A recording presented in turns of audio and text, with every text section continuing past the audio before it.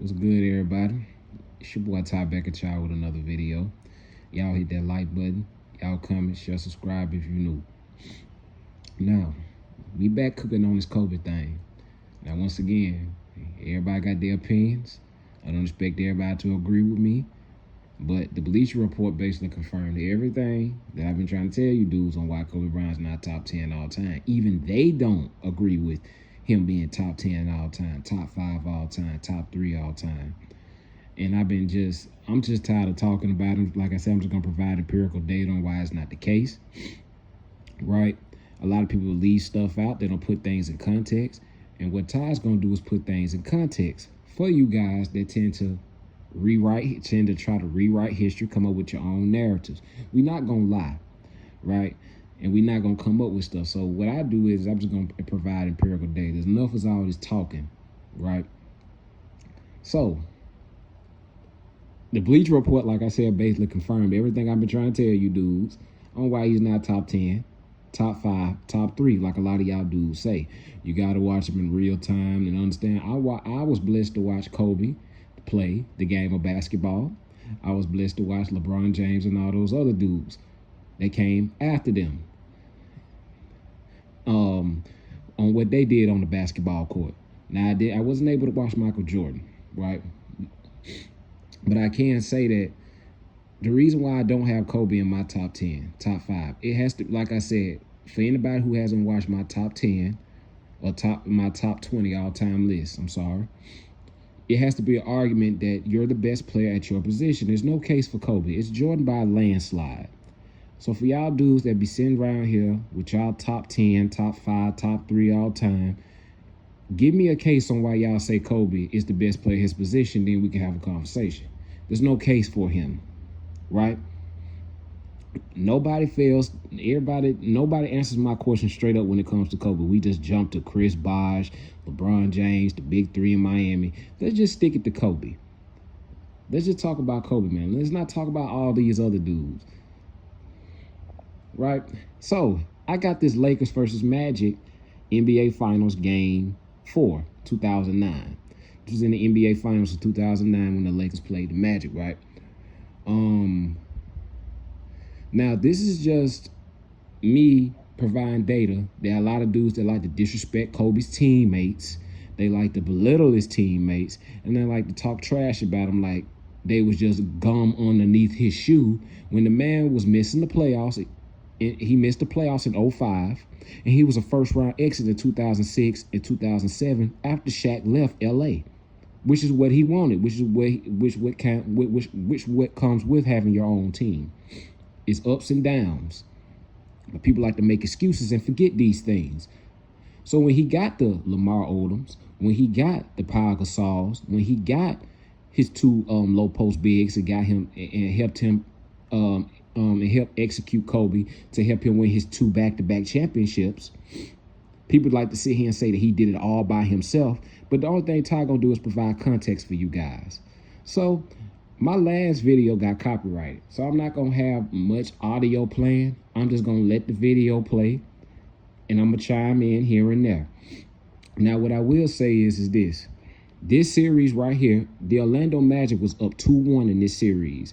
Now, if it wasn't for the heroics of Derek Fisher, that one of Kobe's teammates that y'all like to belittle. Y'all like to belittle his teammates and talk trash about his teammates. If it wasn't for Derek Fisher hitting the big three, the Orlando Magic would have went up 3-1 in this series with the pressure back on the Lakers to come back from 3-1 down like they did against the Boston Celtics in 2008, which they ultimately lost in 6 games. So people who like to down talk this Magic team and try to make it seem like they weren't formidable, they were formidable. They were very formidable, and they could have beat this Lakers team if it wasn't for the heroics of Derek Fisher down the stretch in this series. Now, like I said, Kobe Bryant played phenomenal in this series. This was his best finals all around, in all the finals that he's played as the leader of his team, 2008, 2009, 2010. This was the best finals that Kobe played when you look at the numbers, the metrics, his impact, and things of that nature. So Kobe was clearly the best player in the series, but he needed help to win this championship, right? And so we're going to put it in context, and I'm going to let y'all watch it in real time, and I'm going to chime in here and there. And one last thing I would like to say as well. This was also the year that Kevin Garnett got injured. So if it wasn't for Kevin Garnett's injury, they would have been playing Boston in these finals again. And who's to say Kobe would be ready? They clearly wouldn't have been ready for that Boston Celtics team again. Boston Celtics would have repeated once again because this series, in my opinion, was basically it was to help the Lakers get ready for Boston in 2010, which they ultimately went on to win that finals, right, and be back-to-back champions. But I did enough rambling. I'm going to let y'all watch this in real time, and I'm going to chime in.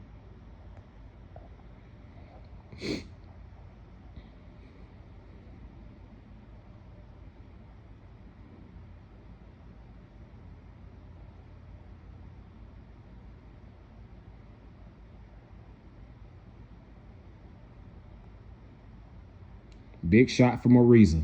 That was another dude this another cat right there that was big for them as well, Trevor Ariza. Y'all like to disrespect his teammates, but Trevor Ariza was on his team, and he was big for them as well with his big shot making and his defense. No points at the half, 16 points at the half. So all y'all that want to see him belittle his teammates, oh, that was a heat check right there. Hedo Turkoglu. Y'all can't belittle his teammates, man. This was real time. So for y'all to sit here and say that Kobe didn't have no help and want to give him all the credit, he had guys, formidable guys on his team that helped him win this series, that helped him win his 4th and 5th title.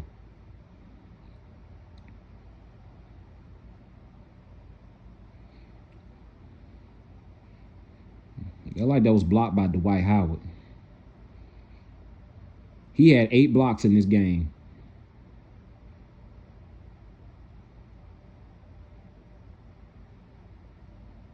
Oh, he was cooking, boy. Yeah, he was a problem. Hedo Turkoglu was a problem, man.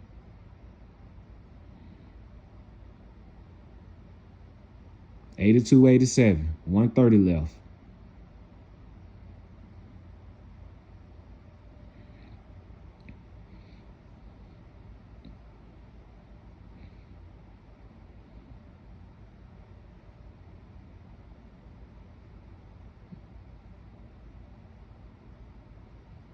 Blocking foul on Jameer Nelson.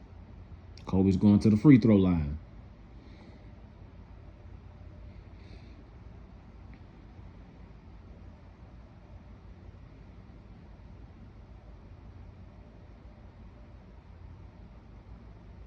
And this dude, Mikael Peach, was giving Kobe a hard time in this game and in this series as well.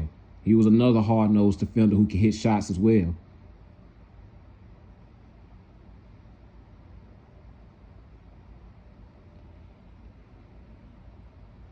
Bad shot. But, you know, that's a shot that Kobe tends to make time and time again. But, I mean, I'm just saying, man, Kobe didn't take the best best shots, man, in games, man, especially down the stretch. He forced a lot of shots, man. And that's another thing that people don't put in context about him. Poor decisions. That was a short shot.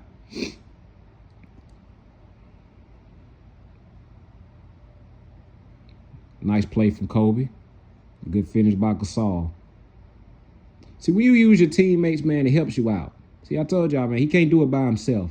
And people like to give him all this credit. And that's what made Kobe Bryant, in my opinion, one of the most overrated players in basketball, because he gets too much damn credit.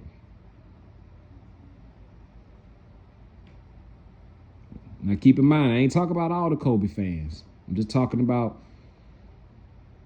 a bunch of y'all Kobe fans don't give his role players enough credit. This was another reason why they lost this game as well. Dwight Howard and his bad free throw, he didn't shoot his free throws well down the stretch of this series either. If he hit his free throws, Magic had an opportunity to go 3-1 and potentially win this series. So there's a lot of stuff that y'all leave out about this series, about the Orlando Magic, and about these Lakers. 2 missed free throws down the stretch. Now, if he makes those 3 free throws, it's 10 seconds left. If he makes those free throws, I'm not saying the Lakers wouldn't have won this game, but it would have been very hard for them to win this game if he makes both of those free throws. They had an opportunity to go up. Well, no. I'm sorry, I got it wrong.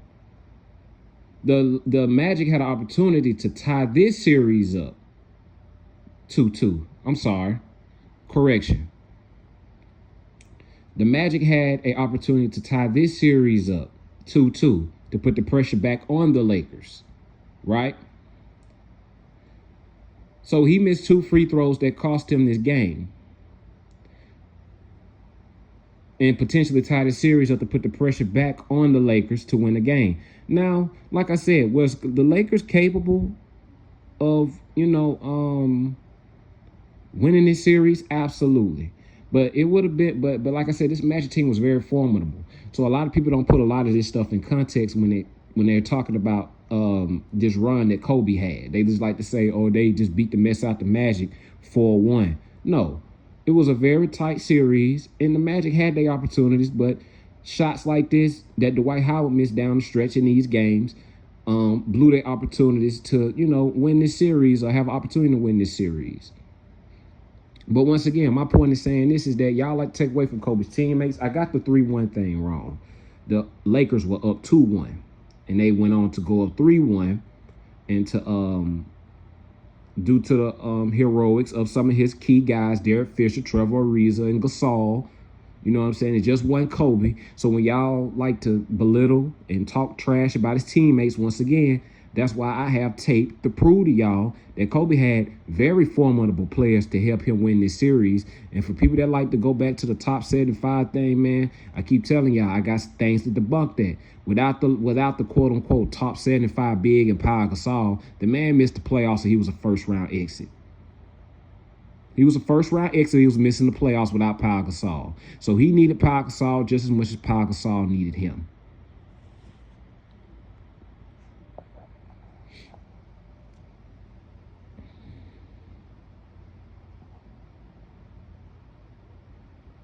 Bang. Big shot from Derek Fisher to tie this game up. Now, if he don't, now Dwight Howard don't miss those free throws, Derek Fisher wouldn't have had this opportunity, but big shot from Derek Fisher. Big shot from Big Fish, man. One of the clutchest Lakers of all time, man. One of the most underrated Lakers of all time. He hit a lot of key big shots in Spurs series, this series. What other shots? He hit big shots down the stretch in both finals against the Lakers when they played, against the Celtics when they played Boston in 2008 and 2010. So he's one of the most clutchest shooters of all time, Derek Fisher that I'm talking about, that people like to disrespect and belittle.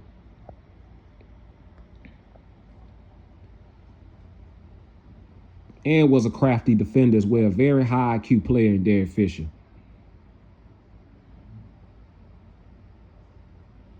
So it just went Kobe, y'all. Y'all got it. I'm telling you, it's tape. It's tape, man. Ty gonna put this in context for y'all.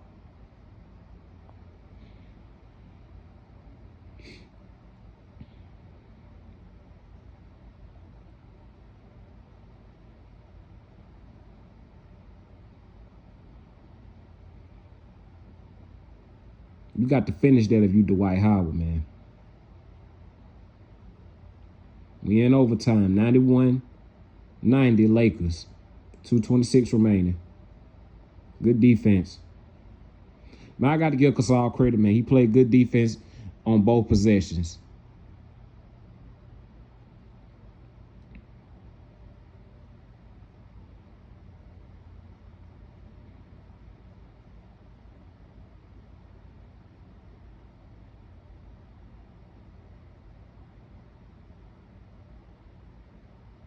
Bad shot, man. Come on. See, this is the stuff that I'm talking about. Now, nonetheless, if you watch the replay, Kobe Bryant could have got hit a little bit, but why take that shot? Now, I know sometimes he makes shots like that, but why not get into the offense and come up and instead of shooting a long-range two-point J, get it to your big, man, and let him get a foul. Let him work. See, this is the type of stuff that I be talking about with some of his shot selections. He shot the Lakers out of a lot of games in his tenure with the Lakers due to low IQ shots like that. Now, he does make them sometimes, but when they don't go in, y'all see the result of them. Air balls, backboard shots. It just be horrible IQ shots, man, he takes sometimes. Kobe mad as hell. Kobe mad as hell, boy. Yeah, it was a little contact. But still was a low IQ shot in my opinion.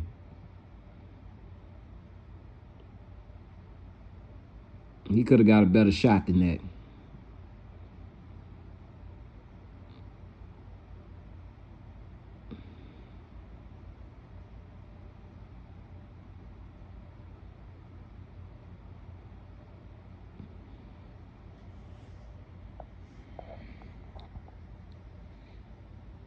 Yeah, he got hand. He got a little hand, but you know, he could have got a better shot in my opinion. Just in my opinion.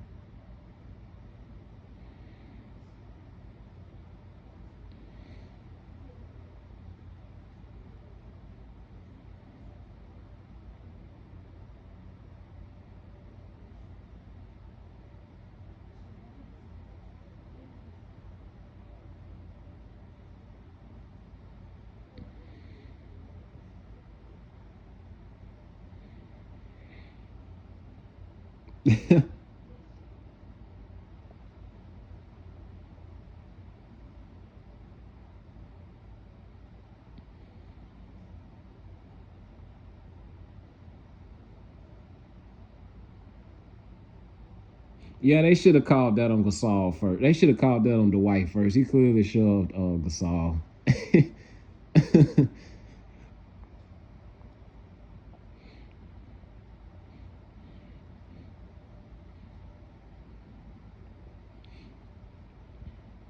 It was a bang bang call, but I mean, he did push Gasol out the way as well. Yeah. Derek Fisher touched him. He hit him too, but I mean, he touched Pau Gasol first. So I can understand both ways. See, like I said, man, the Magic had an opportunity to win this game, man. They just missed Dwight Howard, his free throw shooting. 21 for 36, man, is crazy. You can't win too many games missing that many free throws like that. And I know Dwight Howard had ample opportunities at the free throw line.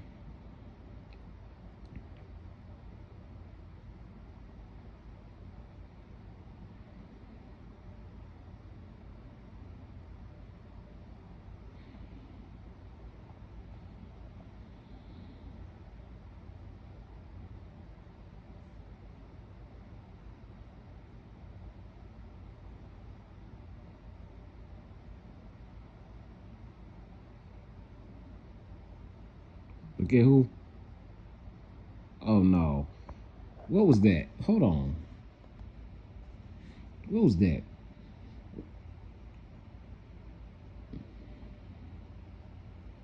That's a bad shot, man.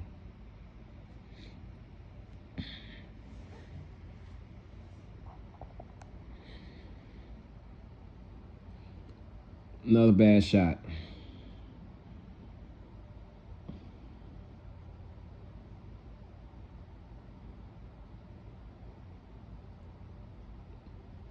He got bailed out by Jameer Nelson.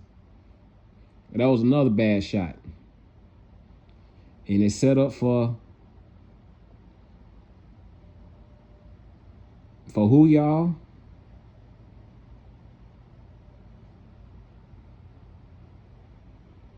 Buckets. Game. Ice in his veins.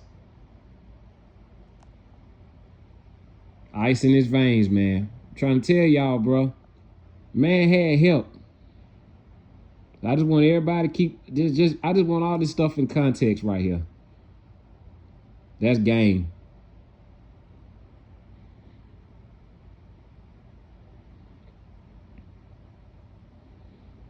That is game. Big win for the Lakers, man. This was a big win for the Lakers.